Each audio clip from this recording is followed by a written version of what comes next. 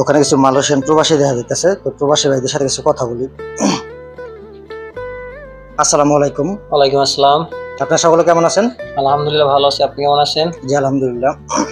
তো ভাই আপনার মালয়েশিয়া কত বছর হয়েছে আসছেন? এই তো মালয়েশিয়া আসছি প্রায় 8 মাস হয়েছে। আচ্ছা, তো আপনি যখন প্রথম আসছেন আর এখন 8 মাস হয়েছে, তো এর ভিতরে আসলে ব্যবধানটা কি?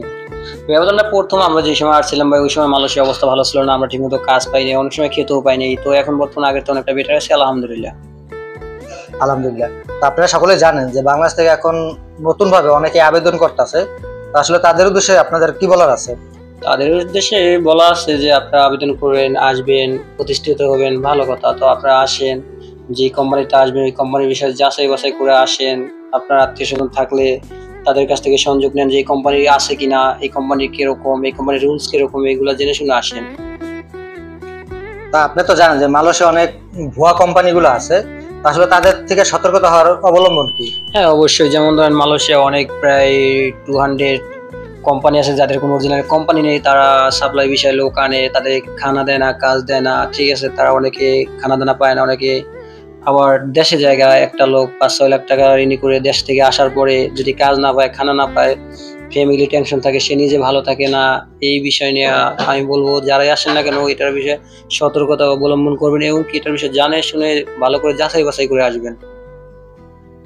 তো বাংলাদেশ থেকে যারাই আসে তারা তো বেশিরভাগই ঋণ করে আসে, তা আসলে তাদেরকে কি বলার আছে? তাদের উদ্দেশ্যে বলা আছে আপনারা প্রত্যেকটা ফ্যামিলির 5-6 লাখ টাকা ক্যাশ থাকলে তারা কখনোই ছেলে সন্তান বাইরে পাঠায় না, কারণ বাবা মা চায় তার ছেলে সন্তান সারা জীবন সুখে থাকুক। তো আপনারা অনেক সময় আসেন কি নিজস্ব 1 লাখ 2 লাখ টাকা আছে, বাকি 4-5 লাখ টাকা ঋণ করেন, সুদের উপর আনেন, কারো আত্মীয় স্বজনের ধার আনেন, তা নিয়ে আপনারা বিদেশ আসেন।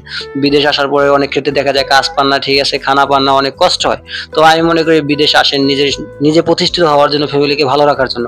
এই জন্য আপনাকে কি করতে হবে, আপনি যে কোম্পানিতে যান ওই কোম্পানির বিষয়ে আপনার জানতে হবে। এখন বর্তমানে ইন্টারনেটের যুগ, আপনি এটার বিষয়ে ভালোভাবে জানেন, তারপরে এই কোম্পানির খোঁজ নেন, এই কোম্পানিতে লোক লাগে কিনা, এই যাচাই বাছাই জেনে শুনে তারপর আপনি আসবেন। কারণ আপনি সুদের উপরে টাকা আনলেন, আপনি কামাই করতে পারতেছেন না, আপনি দেশে দিতে পারতেছেন না, আপনার এই দ্বারও শেষ ওই দ্বারও শেষ। তো অবশ্যই বলবো আপনি যাই আসেন না কেন ভালোভাবে জেনে শুনে আসবেন। আর অতএব একটা কথা যে মালয়েশিয়া আসেন আর যে পৃথিবী, তো আপনারা বাংলাদেশ থেকে যারাই দালালের মাধ্যমে আসেন, তো সর্বোপরি একটা কথাই বলবো, আপনারা জেনে শুনে বুঝে শুনে আসবেন। কারণ বর্তমানে মালয়েশিয়ার পরিস্থিতি খুবই খারাপ, কাজ পাওয়া যাচ্ছে না, তারপর আপনার থাকার জায়গা পাওয়া যাচ্ছে না, সব দিক দিয়ে মিলে আসলে প্রচুর খারাপ অবস্থা। তো আপনারা আসার আগে অবশ্যই জেনে শুনে বুঝে শুনে আসবেন। আর বাংলাদেশে যে সকল দালাল আছে আপনাদেরকে লোভ দেখাবে যে যাই এসি রুমে শুয়ে থেকে কাজ করবে, ঘুমায় থেকে কাজ করবে, বা এই সম্পূর্ণ মিথ্যা কথা।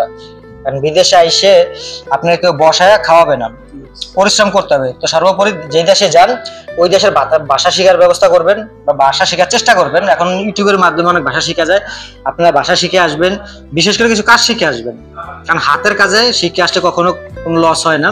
হাতের কাজ শিখে থাকলে যদি আপনি কাজও না পান, হাতের কাজের মাধ্যমে আপনি নিজে চলতে পারবেন এবং পরিবারকে চালাতে পারবেন।